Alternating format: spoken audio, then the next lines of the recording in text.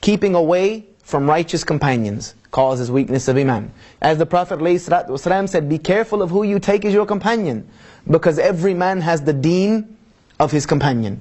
Every man has the deen of his companion. If you tell me my best friend is a Christian, I'm going to tell you have a problem. I'm not saying we can't be friends, we can't be companions, but if you tell me the person you spend the most time with is someone who does not remember Allah Azza wa Jal, does not remember Allah the way you should remember Allah, then guess what? Your iman is going to suffer because of that, whether it's now or later on down the road. Because one thing I do know, in this life, either you're giving da'wah or you're getting da'wah.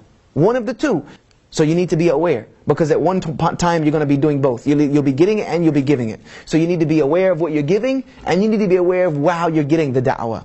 So we need to try to, insha'Allah ta'ala, keep righteous companionship. Look at your friends. Check your friends. We live in a time today where just because this guy says La ilaha illa Muhammad Rasulullah doesn't mean he might be the best companion for me. We live in a very awkward time where people need to be tried and tested. Even Ali radiallahu anh used to say that, until you've actually spent a certain amount of time with a man, you've journeyed with him, you've ate in his home, things of that nature, you can't really consider this man your dearest brother.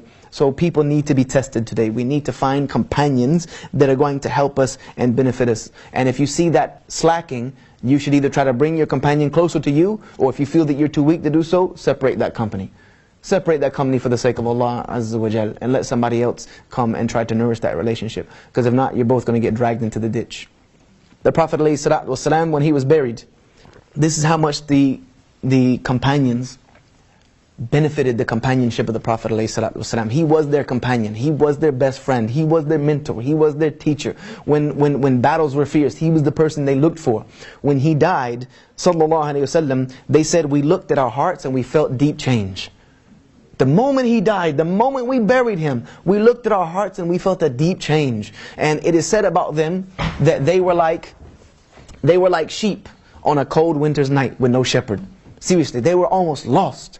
Even Umar lost it on that day, because this loss of companionship of the Prophet ﷺ hurt them so much. These are the type of companions we should try to get. We're not going to find anyone like the Prophet ﷺ, but we should check our companions. Check your friends.